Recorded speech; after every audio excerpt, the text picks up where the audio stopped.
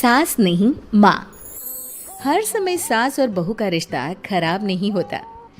किसी किसी समय ऐसा भी होता है कि एक अच्छी सास बेटे से ज्यादा अपनी बहू का ख्याल रखती हो।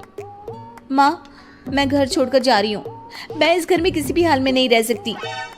ये फैसला राधा की बहू लीना का था। कारण उसका और उसके पति के बीच बिल्कुल नाम बनना। अरे क्या हो गया बेटा? और ये गाल तेरे कैसे लाल है? फिर से उसने तुझे मारा क्या?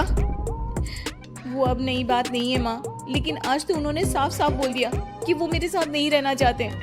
अच्छा, क्यों भाई? क्यों नहीं रहना चाहता? जरा बुला तो उसे। तभी वहाँ प्रशांत आता है।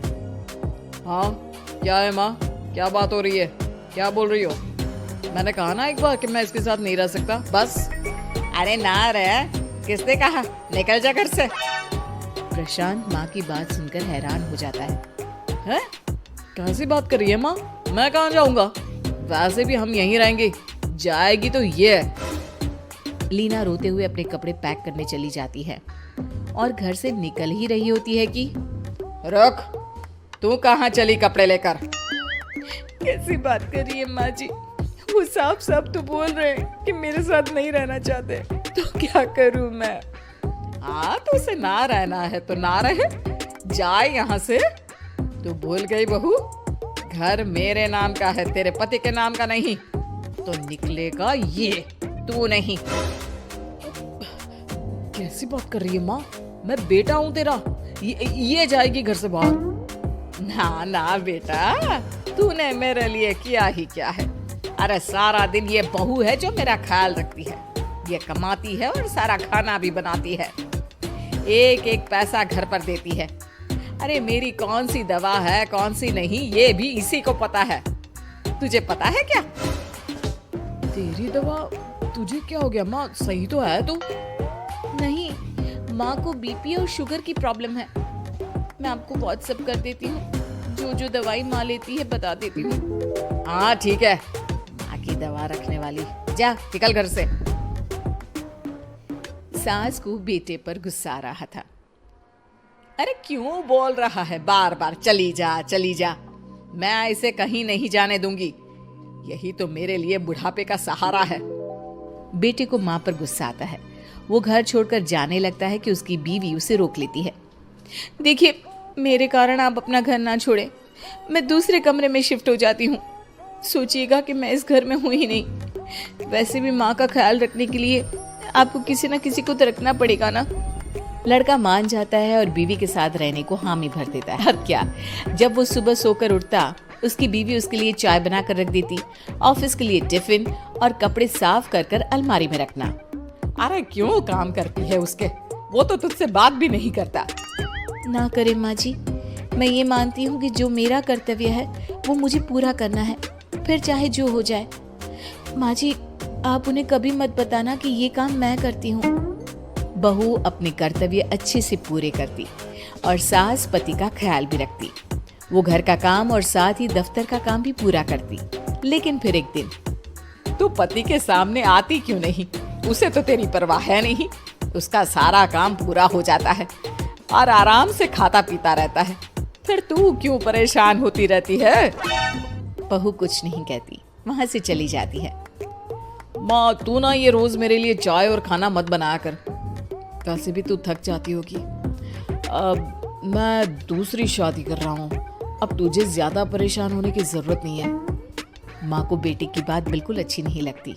वो उसे शादी के लिए मना कर देती है। अरे तेरी बीवी जिंदा है, ना ही तेरा तलाक हुआ है। वो तेरे साथ रहती है, फिर तुझे क्या जरूरत है दूसरी शादी करने की? माँ, वो मुझे पसंद नहीं है, मैं उसके साथ नहीं रह सकता। उसे ना मेरी फिक्र है ना आपकी। मुझे उसके साथ नहीं रहना। बहू के कहने के कारण माँ बेटे से कुछ नहीं कह पाती। वो शांति रहती है, लेकिन फिर भी वो बेटे और बहू के बीच के झगड़े को समझने की कोशिश करती है। अच्छा बेटा, ठीक है, ना रहे उसके साथ, लेकिन ये तो बता कि बहू में कमी क्या है जो तू उसे छोड़ रहा है?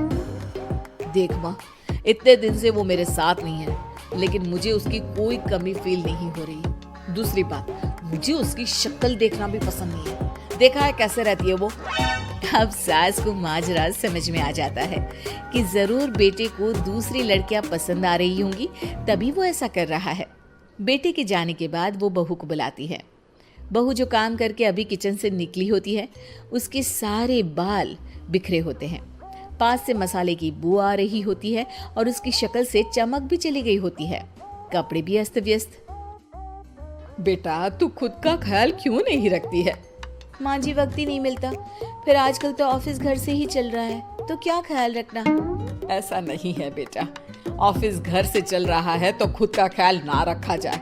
अरे देख, दूसरी लड़कियों को कितनी स्मार्ट होकर रहती है। पर माँ जी अब क्या जरूरत है, घर चल रहा है ना ठीक से, और क्या चाहिए।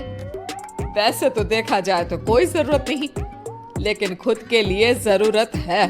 अरे खुद को 1 घंटा देना जरूरी है, क्योंकि निरोगी शरीर के लिए खुद का ध्यान रखना कोई फैशन नहीं है, जरूरत है। बहू को समझ में नहीं आता कि सास क्यों उसे ये सब समझा रही है, लेकिन बहू के काम के बीच में उसे उसके लिए कैसे समय निकलवाना है ये समझाने के लिए सास उसे अपने साथ ले जाती है। बहू, आज से हम दोनों योगा करेंगे, जिम जाएंगे और हाँ, हेल्दी डाइट भी फॉलो करेंगे, साथ ही पार्लर भी चलेंगे।